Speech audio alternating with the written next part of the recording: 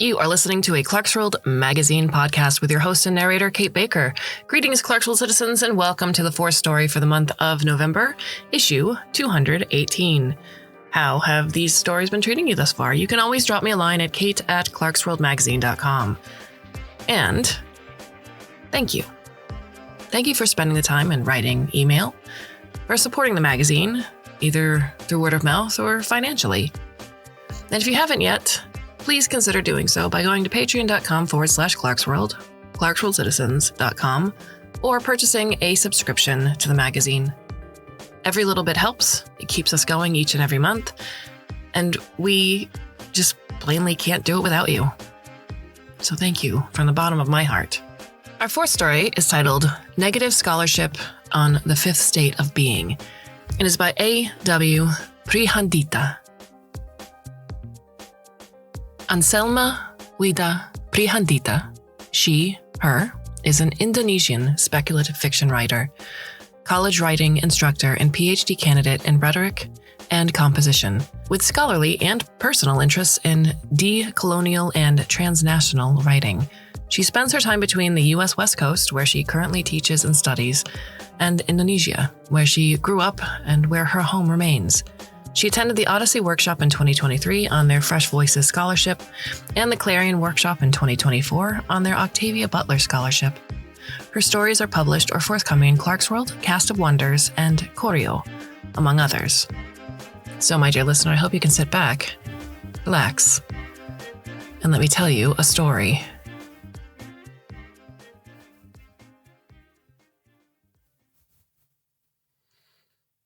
Doc, there's a hole growing in me, the alien said through the spherical interpreting machine hovering over them. Samao barely registered the word hole, so taken was she by the sight of the alien. If she were just a tad less caring about propriety, she would have let her eyes blow wide open. The alien looked impossibly transparent, yet not transparent at the same time, like a mound of water. Their shape was almost humanoid, a roundish head sitting atop a misshapen lump of torso.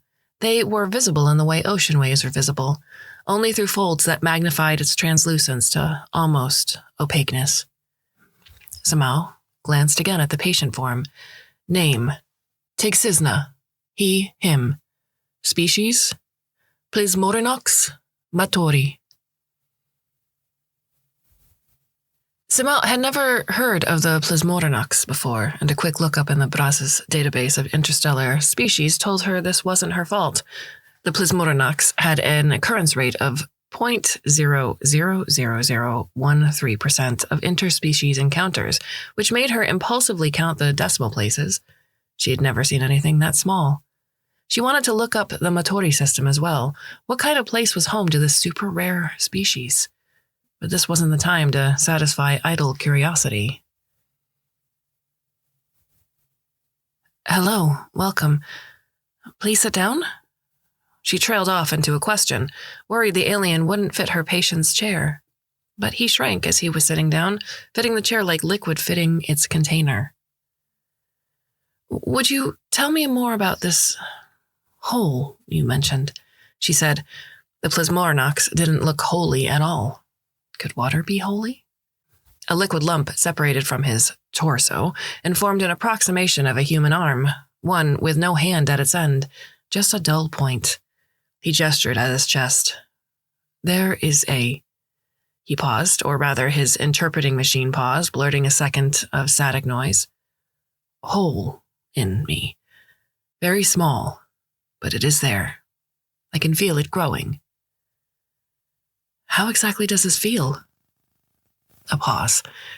He had no face per se, but the liquidy lump that formed his head was more textured than his torso.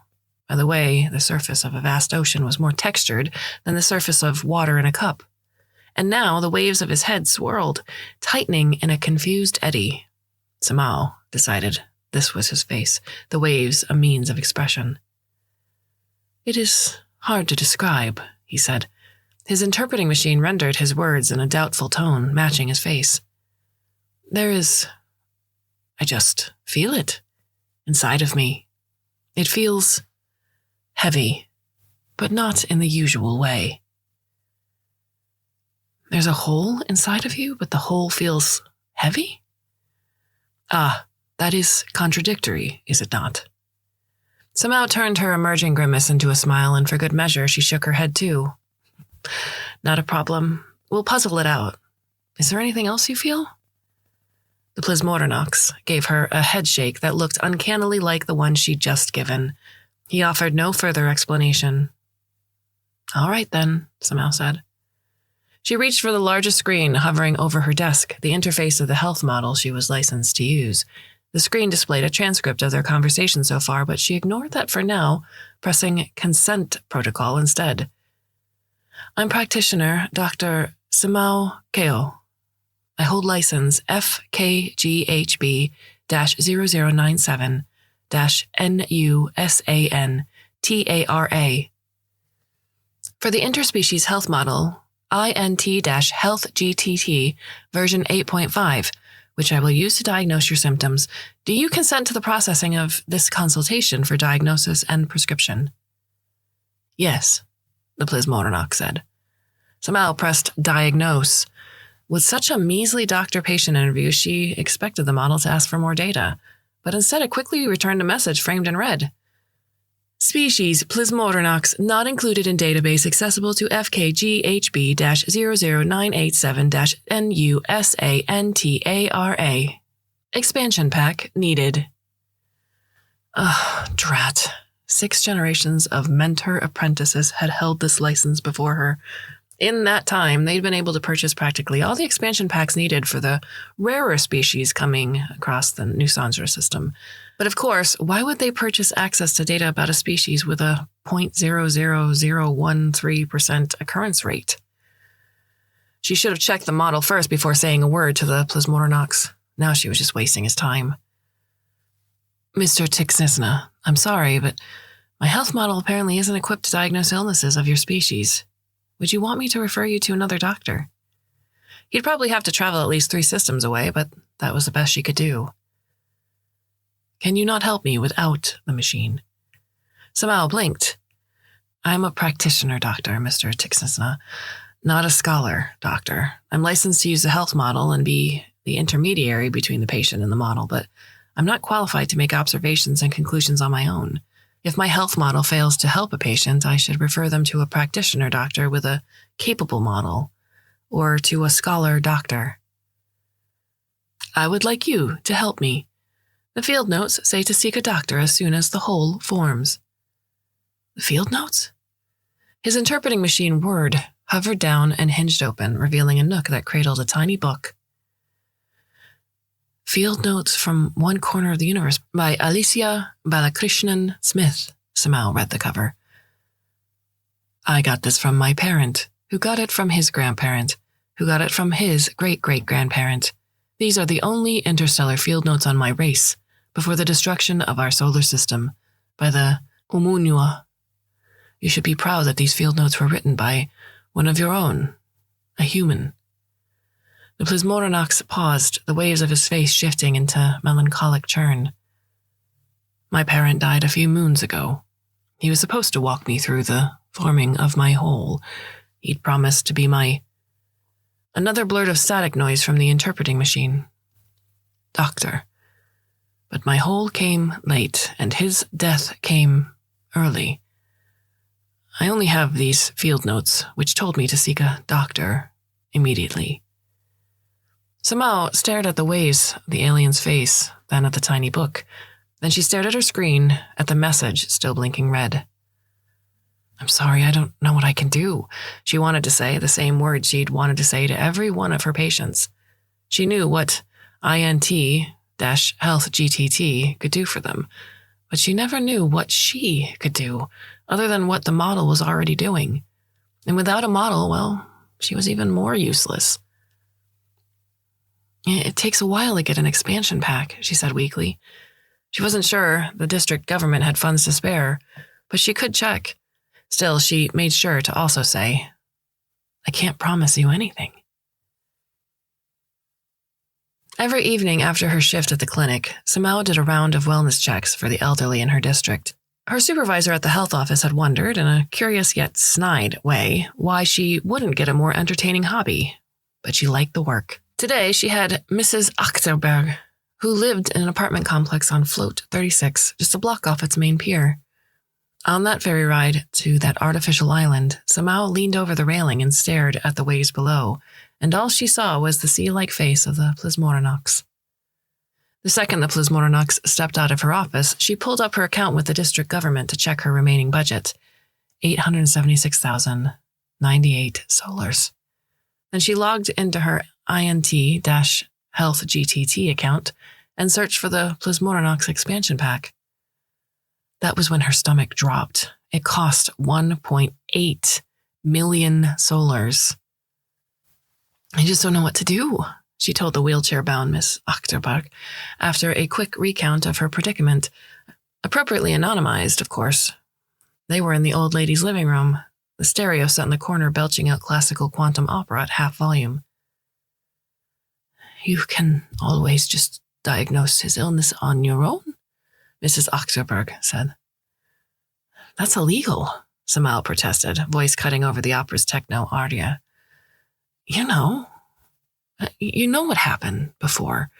My clinic only holds a B ranking now. I can't afford further scrutiny. Mrs. Achterberg waved a hand. That was all in the past. Godang's malpractice suit was dropped, and you're a different doctor. Samao shook her head in frustration. I'm still his mentee, his successor. If the medical board just got a whiff of a non-certified diagnosis, that's it. They'd prosecute me like those negative scholars. Where would that leave my other patients? You should have gone to med school then, Mrs. Achterberg grumbled. People like you, always wanting to be good, always restless with too little to do. You should have been a scholar doctor. You know, I couldn't afford that. Guru Godang would have been delighted to throw you into a shuttle and launch you at the university, if that meant more freedom for you. Why do you think I don't know him? We used to play in the same playground when we were kids, all the way to adulthood. And I was the one standing by his deathbed as he wasted away, Samao thought achingly. But she said nothing out loud. Sharp words would only flame her frustration. Instead, she got up and fussed with the potted plants at the windowsill, ignoring Mrs. Achterberg's glare. The plants had evidently not been watered for a few days. One of them had grown yellow and molded. Perhaps later she'd get a purple star plant to replace it. Purple and green made such a nice contrast. It would brighten the room. The thought helped her calm down, distracting her from the pangs of fear and dismay she felt every time someone brought up her mentor's old mistake. It seems you have everything in order, she said when she tended to every plant. Give me a call if you feel any discomfort or need help with household stuff. I'll drop by again in a week. I'll be fine, sweetheart, Mrs. Achterberg said with a smile, one that made her look strangely tired. Samao waved her goodbye, but as she stepped outside, the old lady called out once more, in a voice just loud enough for her to hear. Just because Godang raised you and trained you, it doesn't mean you're him, you know. You're allowed something else. Something more. The Plismorinox returned 3 days later. Samao sat stiffly, palms sweating in her gloves. Mr. Tixisna, she said, barely managing to stare the alien in the face. Unfortunately, I've been unable to acquire the necessary expansion pack. Should I refer you to another doctor? I found one with the appropriate model 10 systems away. The waves of the alien's face ebbed and eddied in a churn. When he finally spoke through his interpreting machine, his voice reminded Samao of a whale song she'd heard once, in a documentary on ancient original Earth. You are kind to try. How much does the expansion pack cost? 1.8 million solars. The Plismorinox nodded. It looked like a crashing wave. I do not have that amount right now, but I shall work toward it. Wait. Samao leaned forward, hands gripping the edge of her desk. You don't need to shell out that much money, Mr. Tixisna. How would he get that anyway? I found you a practitioner doctor with the appropriate expansion pack. You can get your treatment with a fraction of that price, even if it means traveling to another system. The alien's waves dissolved into 1,000 tiny ripples. In the silence that followed, his body swelled until it strained against the armrests, a liquid bubble close to bursting. But then it shrunk until he was an emaciated ocean man stooping in a patient's chair. The gesture looked like the universe's saddest sigh. I cannot do that, Doctor. It needs to be you. Why? Because, he reinflated slowly, as if gathering the courage to reoccupy his existence. I am unsure if I have time.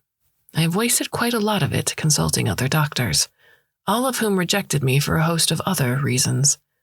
If you would not help me, I am unsure anyone else would.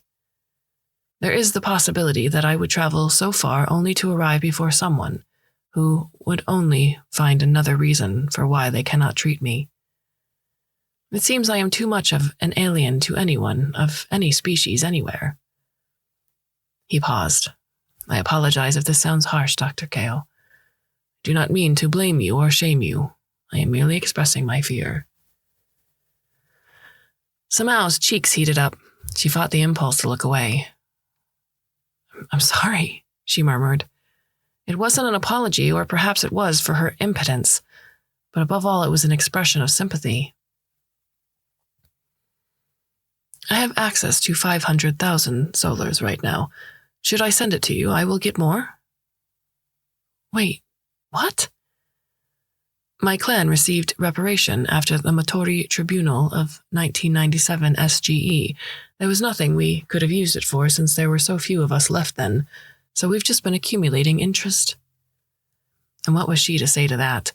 Her shoulders sagged with the burden settling upon her, her breath stifled by a lump growing out of grief and shame both. She felt like a boat unmoored. There were very few things she could do, but saying yes was one of them, no matter how hollow it sounded to her own ears. Yes, Mr. Tixisna, we can use your 500,000 solars as down payment for your treatment. I'm sorry, she almost said again. This time she wasn't sure if she meant it for the Plasmoranox or herself, if it was an apology or sympathy. The Plasmoranox came 3 more times after to give her 200,000 solars each visit, even though he could have transferred the money without meeting in person. And because Samao felt bad dismissing him after confirming receipt, she started asking him about his symptoms, as if he was already her official patient. On the first meeting, she asked if he'd been feeling any worse. He nodded his cresting wave nod and told her, "The hole has grown about 5 millimeters. It does not feel disproportionately heavier than before, which I suppose means it hasn't changed in its density, but I still cannot fathom what it is." Samao also couldn't fathom what it was. She stared surreptitiously at the mountain of water that was his torso. Despite his transparency, she still couldn't see any hole. Before he left, he said, "Please call me Tixisna, Doctor. You are kind, and I would like to be seen as a friend by a kind soul." Samao's mouth hung open. Should she accept the friendship, ask him to call her Samao? Should she allow herself to be anything other than a doctor, a practitioner doctor to be exact? In the end, she merely nodded. On the second meeting, out of restlessness that she wasn't doing enough and could never do enough, Samao asked if field notes from one corner of the universe said anything about what Plasmoranox doctors usually did with the holes forming in their bodies of water. Tixisna said no. There wasn't a lot of specificity, only that it was customary for young adult Plasmoranox, anywhere around 75 to 100 years old, to spend time with a doctor once they sensed a hole growing inside them. Tixisna's parent also never took the time to expound on this before his sudden death. At the end of the meeting, Tixisna extended a watery limb, whose end quickly morphed into a hand with pudgy fingers. The waves of his face flowed into gentle curves that looked like 100 little smiles. Samao hesitated, then took off one glove and grasped the hand. It felt cool to the touch, like a dip in a pool in the summer, only that her hand didn't sink into his, and neither did it get wet. That night, she fell asleep, thinking about that touch and the 100 little smiles on his face, and realizing with creeping fear that she wouldn't mind being called Samao, even if it meant she'd risk disappointing a friend and a patient both. On the third meeting, Tixizna said this was the last 200,000 solars he had. He was trying to mortgage his abode for the rest of the payment, but the paperwork was taking time. He apologized for the delay. "We'll figure it out," Samau said, "no matter how long it takes." She didn't dare ask him if they had time. It seemed the growth of the hole was something every Plasmornox went through, so hopefully it wasn't fatal. Once he left, she logged back into her account at the district government and filed an emergency budget use notification for 700 solars. With all the money Tixizna had provided, they now had 1.8 million in hand, enough for the expansion pack. She pulled up her INT-Health GTT account and searched for the Plasmornox expansion pack. She hit buy. The pack downloaded in less than a blink. Samau frowned. She checked the metadata and found the whole thing weighed less than 1 megabyte, a hairline fraction of the usual health model expansion packs.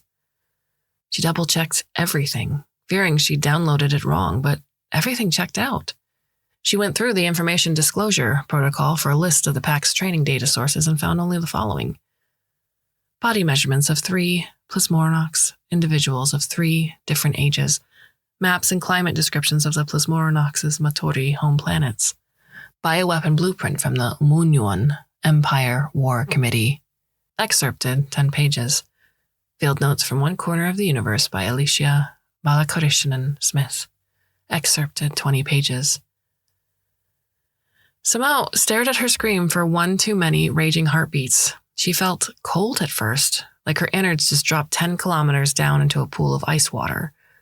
Then the cold morphed into heat, small and flickering, starting from the pit of her stomach up to her chest until it was a solar flare eruption in her head. 1,800,000 solars for nothing more than a trace of silence. For nothing at all. For her round of wellness checks that evening, she had Mix Grovbol, the Dalvanber from the Lisbon system. This meant a trip to New Java, which she normally loved. It felt anchoring to step foot on the planet's only real island. But this time she hardly felt the difference between the always swaying deck of the ferry and the steady soil of Java. Her smile was automatic when Mix Grovbol answered the door with a graying tentacle. Her list of questions was muscle memorized, her small talk polite but perfunctory. Sometimes her mind drifted back to the list of 4 items on her screen back at the office, and her smile turned taut for a second before she remembered herself. The visit ended at 6:50 p.m., 10 minutes earlier than usual. She staggered down the front steps, pausing at the bottom. When she reached the harbor, she boarded the ferry to Float 36. Not home. "The little whale surfaces," Mrs. Achterberg said by way of greeting when she opened the door. "Who would have thought?" "I'm here for the plants," Samau said, showcasing a pot of dark purple star plant. Mrs. Achterberg stared at her with gray eyes unclouded by age, eyes that immediately softened. Samau looked down at her feet, as if not seeing the old lady meant the old lady wouldn't see her either, as if that little gesture could hide her embarrassment that this wizened woman knew. Because she did know. Samau could tell that Samau always doubled the care she gave to others just when she failed to care for someone. As if a pot of star plant was enough to make up for generations of erased Plasmornox Matori. "I do love purple," Mrs. Achterberg chirped. "Did you know it took me 2 months to convince Fiona to wear purple for our wedding? 2 months!" The star plant joined the row of green plants on the windowsill. Mrs. Achterberg babbled as Samau rearranged the lineup, making the plants go from light green to dark green to purple, then back to dark green and ending again with light green. The star plant she got was juvenile, and they usually took 5 months to grow into their full size, which meant in 5 months Samau would need to move it to a roomier corner. 5 months. 5, Samau murmured to herself. It takes 5 years to complete a scholar doctor's degree. Mrs. Achterberg stopped her babbling. So that's what's bothering you. The expansion pack didn't work, The health model failed you? Samau thought, maybe not for the first time, but it felt like the first time, that maybe the health model was designed to fail, In some cases, at least, for some beings. Well, yes, there's the university, Mrs. Achterberg continued. After 5 years, there you won't have to depend on the health model, but I guess you don't have 5 years now. No. They were both silent as Samao checked the underside of the leaves. Mrs. Achterberg cleared her throat. Samao, dear, you know your guru, Godang, used to make independent diagnoses for his more difficult patients, right? Before he took you in? We've gone over this. The accusation was false, Samao retorted. You know that. The accusation got thrown out, Mrs. Achterberg corrected. I never said it was false. You said that. The accusation got thrown out because I pulled some strings and paid a lot of money for that, using my family connections.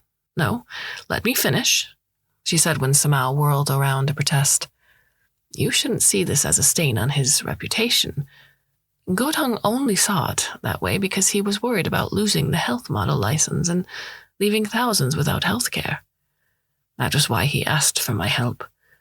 But otherwise, he didn't regret what he did. You do what you have to do to save those that int health won't save, he used to say. If this is all true, why did he never tell me anything? Maybe because my great-aunt retired from the upper court some 4 years later, Mrs. Achterberg said with a flippant wave of her hand. Our safety net went with her, or maybe he didn't want you to carry that risk. I don't know. My point is, Godong, never let int health or the university stop him from helping people. How was he even helping people? That doesn't make any sense. He had no scholarly training. He had connections with the epistemic rebel group, the Negative Scholars. They taught him the basics of human-based medicine, among others. Samao winced at the organization's name. She remembered watching the public execution of their leaders after Int Health, Inc. and the Intergalactic Consortium of Medical Universities won their intellectual property theft lawsuit. To think that Guru Godang used to study under them, even for a minute. But it actually wasn't that hard to imagine her mentor doing exactly that. She remembered him complaining about how it was almost impossible for practitioner doctors like him to take 5 years off. A backwater planet like Nusa could only afford a handful of licenses. They couldn't spare any doctors, not even for a scholarly education. Your people come first, Guru Godang used to say. That was why Samao never considered going to the university. But your people come first could easily mean doing anything for one's patients, including using illegal means to access the knowledge needed to save them. I know you've worked so hard to continue Godang's legacy, Mrs. Achterberg said. You've used his license well, but Godang would have died twice as happy if that license hadn't been his only legacy. He always wanted to be more, to do more. That night when she got home, aware that something shouldn't be said in her doctor's office, Samao used her personal communication line to give Tixizna a call. With choked-up apologies, she told him about the uselessness of the expansion pack and that there was nothing else she could do as a practitioner doctor. And she told him to meet her at Float 30's Southern Pier tomorrow after the end of her workday. Samao made her way to the pier feeling bloated and hollow all at once. She carried a duffel bag of medical instruments she'd stolen from the office, a stethoscope to record breaths and heartbeats, a set of syringes to take various kinds of fluid samples. These were instruments she normally used to collect data for the Int Health model to analyze. That night, she'd put them offline, hoping against hope that a few hours of disconnection wouldn't be enough to alarm the medical board. And just in case, she reviewed the protocol for malpractice suspicion. The board would have to send an overseer to lead her investigation. The nearest headquarters of the medical board was a system over, which meant the overseer would take a week to arrive if Samao was ever suspected of anything, which hopefully she never would be. She thought it would be difficult to spot Tixizna's transparent body at night. It was, but at the same time, it wasn't. He seemed to absorb moonlight such that the edges of his body gleamed silver, and the rest of it bathed in a pale sheen that looked like a moon's reflection on water. Walk with me, Samau said without breaking her stride before Tixizna could say anything.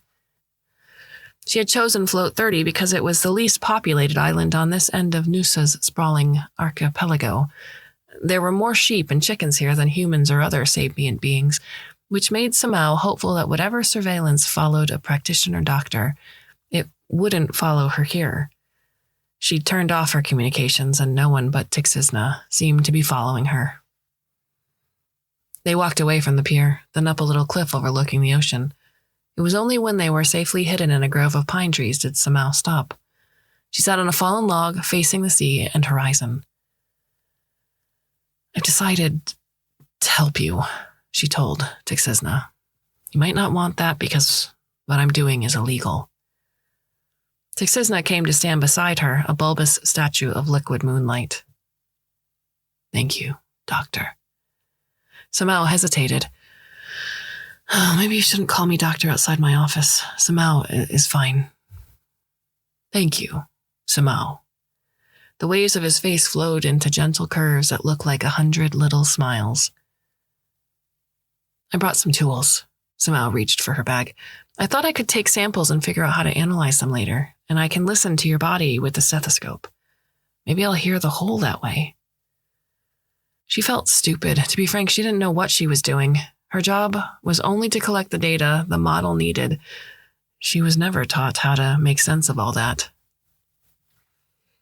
"The data might not be enough to give you a prescription right away," she added weakly, "but maybe they remind me of other illnesses I've seen. I'll try and find a course of treatment that way through comparisons." "Samau, I have been wondering. Doctors, human doctors, what is it that you do?" Samau raised an eyebrow. "Well, we deal with illnesses, of course." "Do you think my hole is an illness?" "Is it not? If it's not an illness, why would you seek a doctor?" "I went because the field notes told me to seek a doctor, but I'm no longer sure that illness is the right word to describe what I'm experiencing.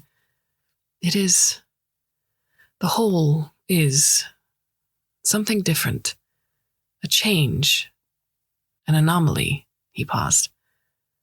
"My translation machine is helping me understand what illness is in your language. It seems it is also a change and anomaly, but I am unsure if it is the same way that my hole is." He paused again. "Samau, tell me, what is a hole to you?" For a long heartbeat, Samau did nothing except to stare at the plasmornox. She'd had alien patients before. That was the whole point of the interspecies health model. And while she'd experienced miscommunication problems with some patients, it was never so fundamentally wrong. Never anything the interpreting machines and the health model couldn't solve iteratively. But then again, the health model already failed the plasmornox, an alien species more alien than others. She'd heard the faltering of Tixizna's interpreting machine, the static noises it blurted out mid-sentences, but she never considered the possibility it was failing him just as much as the Int Health GTT was. With her heart beating in her throat, Samau looked away and did what was usually taboo in face-to-face communications.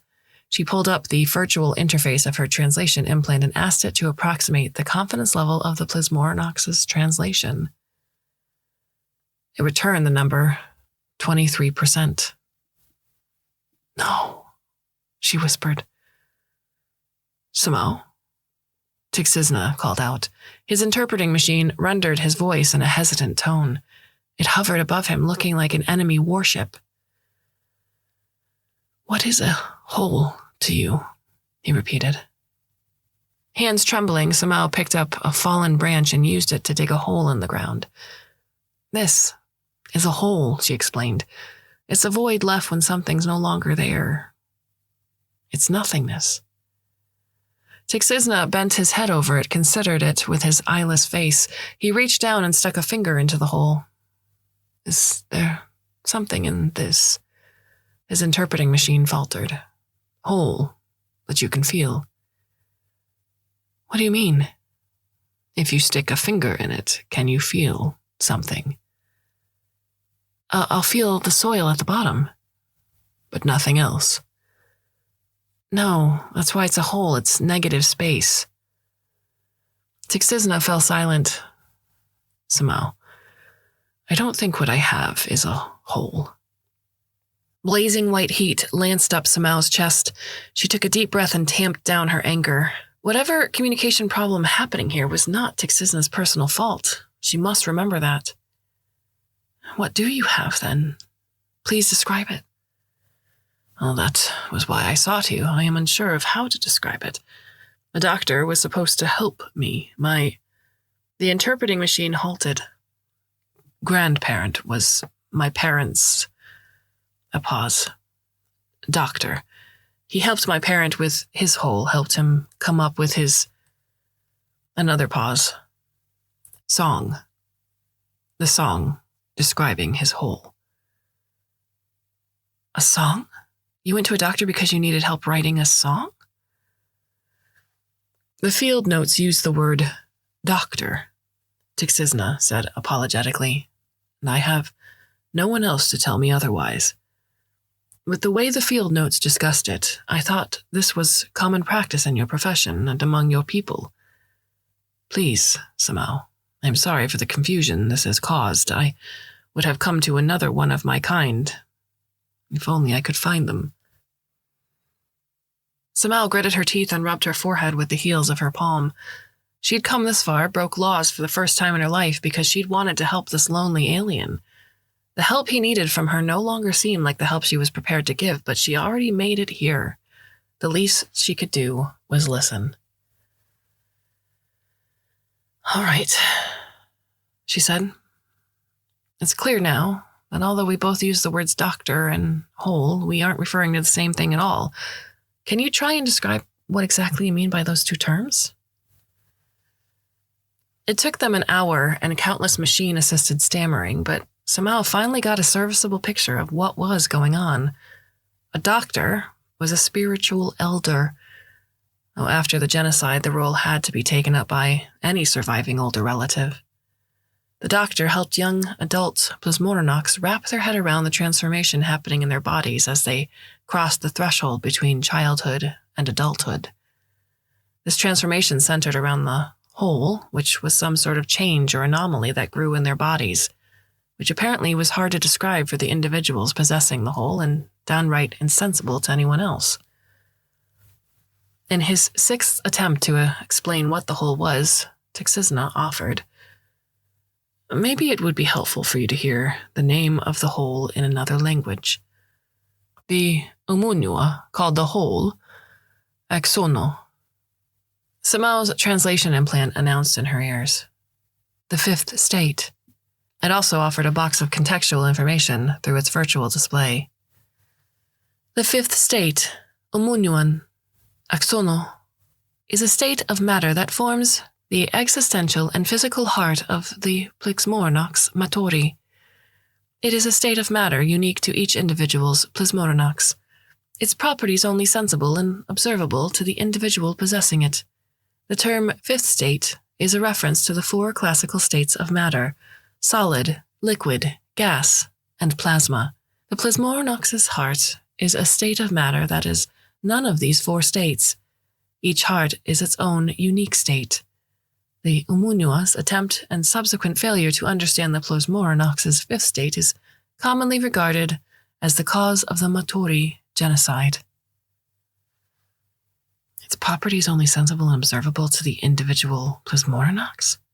Samao mused out loud. That's why it's called a hole, isn't it?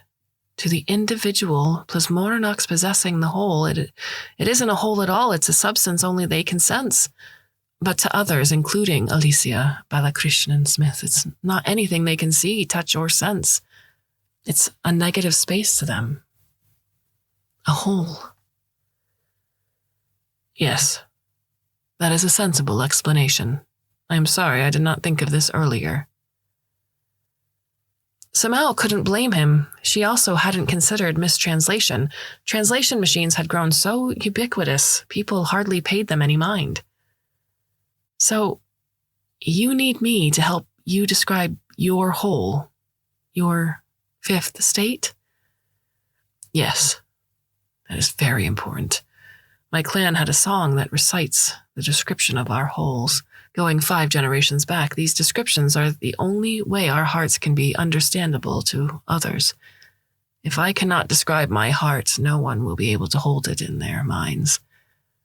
No one will know me. Tixizna paused.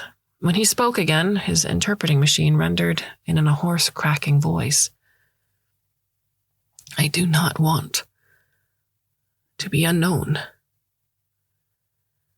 But how could I help you describe the whole if I can't even sense it? I was hoping you would know that. As a doctor, I was hoping the expansion pack would know. Tixizna, I'm sorry, but I don't know anything about any of this. She realized her own voice sounded hoarse and cracking. But I can be here with you as you try to describe your whole, and I'll remember your song when you have it. You won't be unknown to me. It was past midnight when Samao got home. She put her communications back online and was immediately greeted by the ding of notifications. One caught her attention. Her interface had flagged it bright red. Disciplinary warning, the Medical Board of Ethics. Her heart stopped cold. In a frantic glance, she gathered what was going on. The medical board had uncovered evidence of malpractice and was sending an overseer to investigate. She forced herself to take a deep breath and count to 10, then went over the letter again for its recounting of evidence. What had flagged them, of all things, was on her third meeting with Tixizna, before he even finished paying for the expansion pack, Samao had asked him questions about his symptoms. The Int Health interface had recorded the conversation, just as it recorded all doctor-patient conversations for diagnostic purposes. But Samao hadn't hit the diagnose button.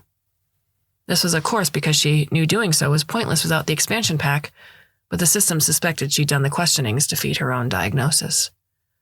Stupid. What a stupid, despotic machine. How could it claim to be the authority of all knowledge, fail laughably at being that, yet punish her for trying to fill the hole it left? She gave Mrs. Achterberg a call. The old lady picked up on the third ring. Didn't take them long, huh? She said. Well, lucky for you, I've tracked down my great-aunt. Which wasn't easy to do, mind you. The old girl wanted quiet retirement, as she put it. Anyway, she gave recommendations for legal counsels on intellectual property, medical care, and knowledge autonomy. We'll need to fundraise for that, but let's worry about it later. Oh, thank you, Mrs. Achterberg. I owe you everything. Now, just bring me another star plant, will you? I do like purple. Even with legal counsel, her chance of escaping the combined might of Int Health, Inc., Medical Board of Ethics, and the Intergalactic Consortium of Medical Universities was vanishingly small, but Samao did her best to put her worry aside for now. Her next step was to fill out the paperwork to relinquish her health model license back to the district's health office. It was the only way she could guarantee the district wouldn't have to spend a ton of money to purchase a new license because she burnt hers in a malpractice lawsuit. The health office could appoint and onboard a new practitioner doctor more quickly than her investigation and trials would take. Until then, the other practitioner doctors on Noosa would have to pick up the slack, but at least it wouldn't be a permanent loss of a license. It did mean resigning her post as practitioner doctor. It did mean shrugging off all the hours that Guru Godang had spent training her. But she was trying to do her best, and she had no other choice. There was a lump in her throat when she signed her name at the end of the form. The next few days started with Samao waking up sweaty and stiff in the early hours of the morning. Most of the time it was from a nightmare of her being chased by a faceless overseer. Other times it was of Tixizna melting into a puddle. And once it involved a crab-like alien vaporizing him like he was a dewdrop in a solar storm. And still, after every nightmare, Samao dragged herself out of bed and went about the business of giving up the job she'd been training for her whole life. The only thing making this worth it was the calls she had with Tixizna, done over a communication line as secure and private as she could ensure, where Tixizna talked through his laborious attempt to describe his heart. Often his interpreting machine would pause for a long time, and Samao couldn't tell if that was because he was trying to come up with words, or if the machine was failing to translate the words he'd found. On the 6th day, the call was much shorter. "I think I'm ready," Tixizna said. "Would you come to where I am staying?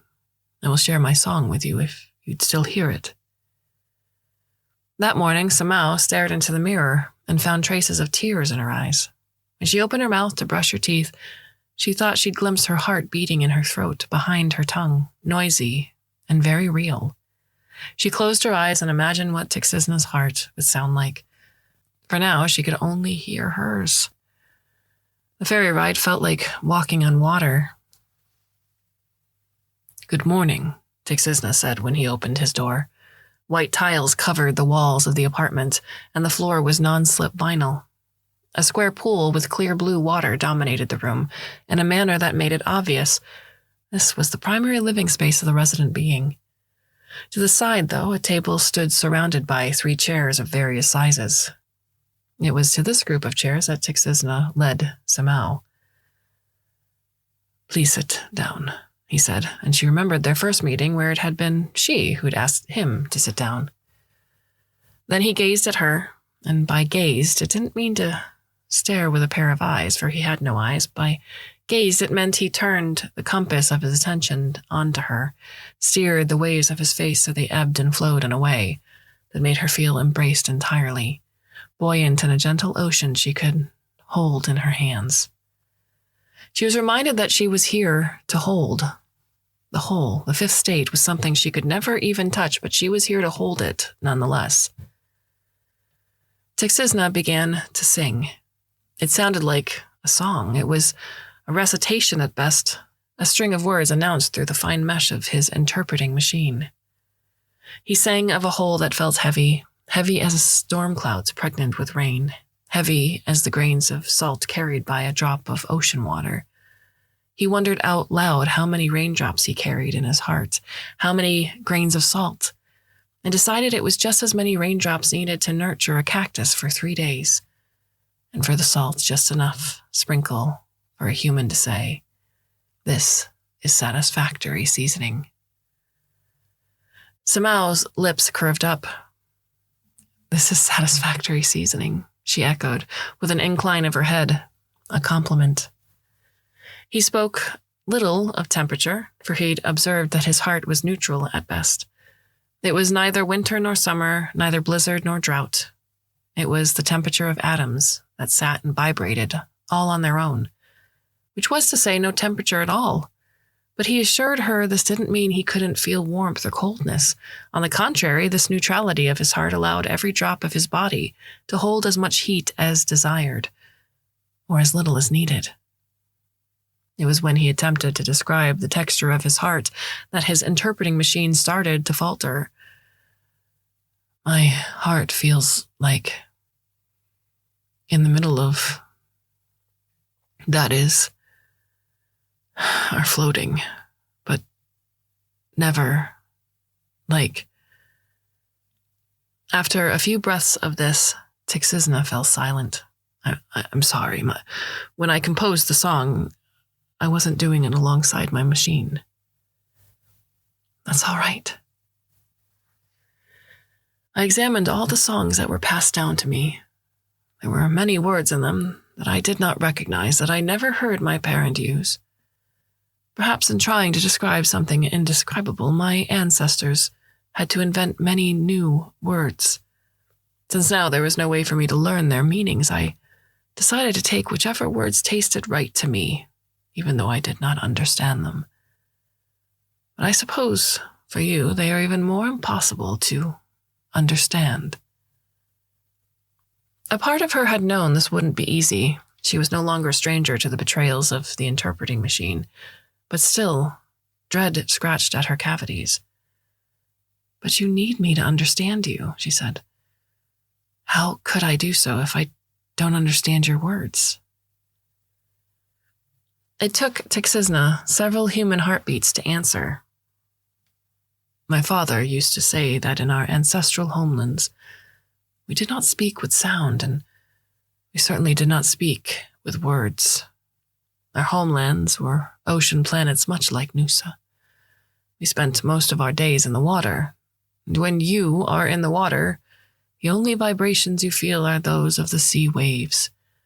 And those waves were enough for us. We spoke in the language of sea waves. We did not listen, we vibrated, we attuned, we felt. My father used to say that in our ancestral homelands, when one of us was living through the forming of our whole, we would all swim together in our ocean, so together that our bodies blurred into one ocean within an ocean. We'd hold our new adult and their newly formed whole at our center, and as they sang their song in our ocean wave language, we'd vibrate along with them, ebb and flow with them. That was how we used to know each other when we were still as vast as oceans. Samao's eyes drifted to the center of the apartment where the pool of blue water sat in quiet waiting. There wasn't even enough of Tixisna to fill this artificial body of water that would never be mistaken as the ocean. "I'm sorry, you only have me in this little pool," Samao said.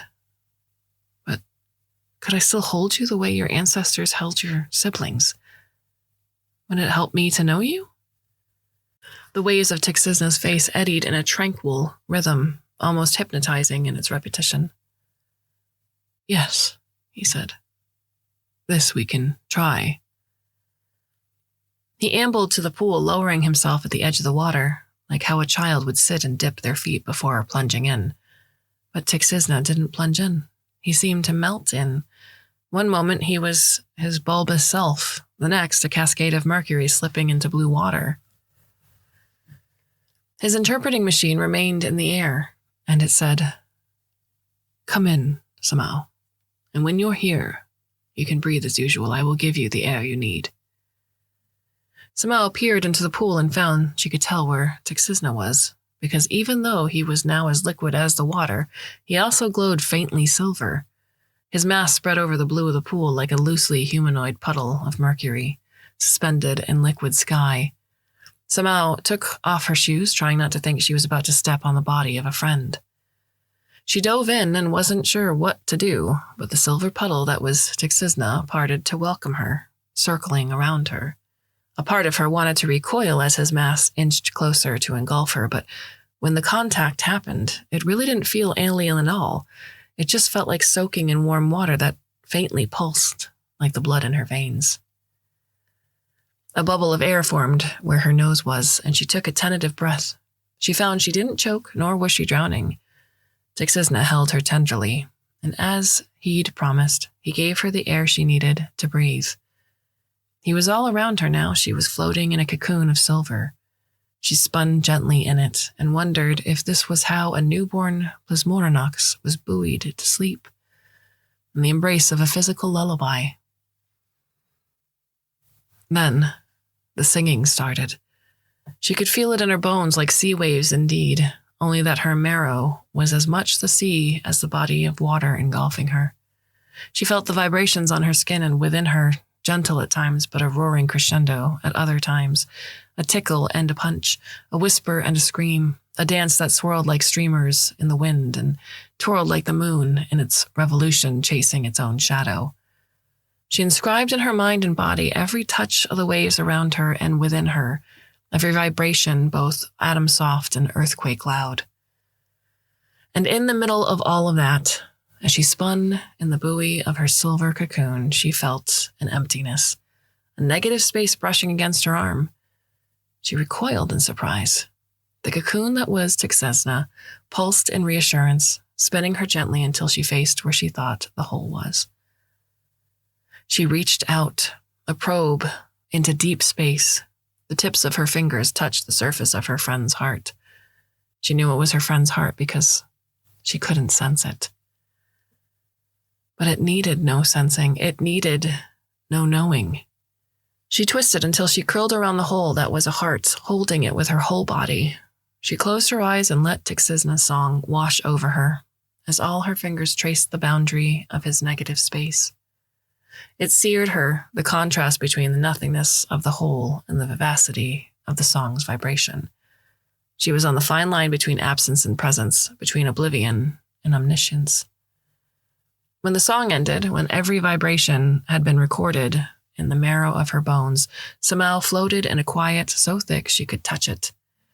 Tixizna pulsed around her warm like the embrace of a womb, and she felt like she was born anew.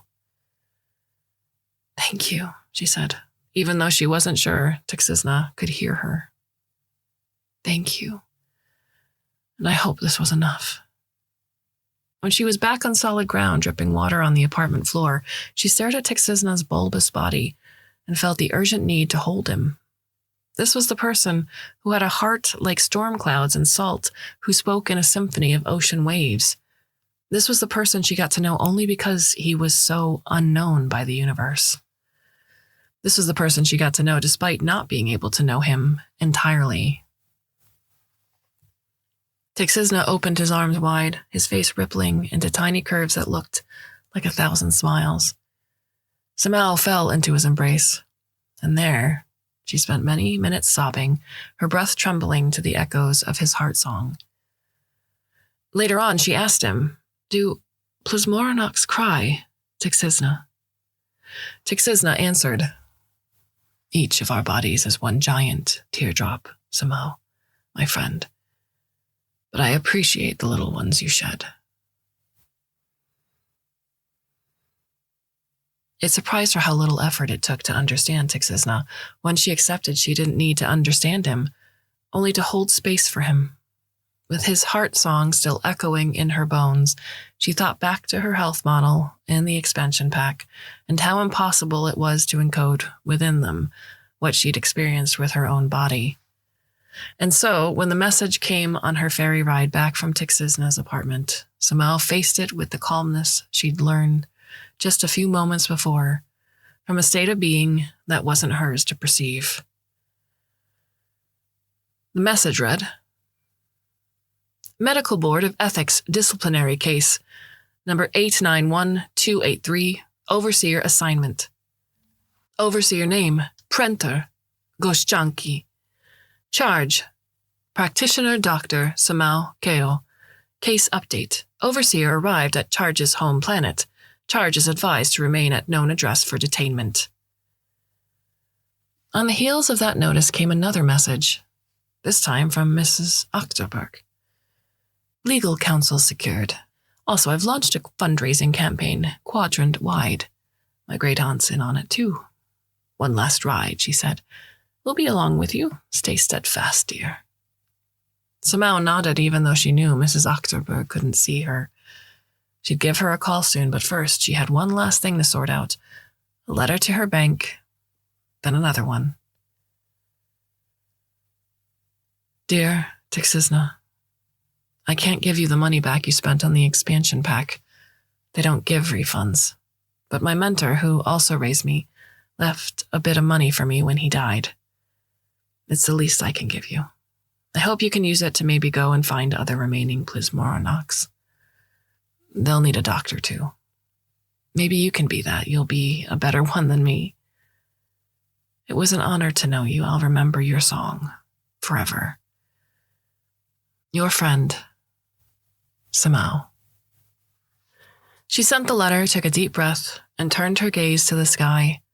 Seagulls circled above, calling one after another in a language she couldn't understand. Under her feet, the sea was an undulation carrying her home. Only that with the overseer waiting for her, home also meant somewhere she'd never been before. A fate undecided. She didn't know, not yet, if there were any remnants of the negative scholars after the execution of their leaders. But even if there were none of them left, she was willing to shoulder the burden of being the first in a new generation of them, to find out how to know, or not know, outside the paths and boundaries set by powers beyond her reach. She wasn't sure if she was smart enough to do all that, but she would nonetheless try. If she could live the rest of her life stopping people from paying 1,800,000 solars for nothing more than a trace of silence, then it would be a fine life indeed. Guru Godang, this is your legacy, she thought. This, and a song about how to hold, so very tenderly, that which you could not understand.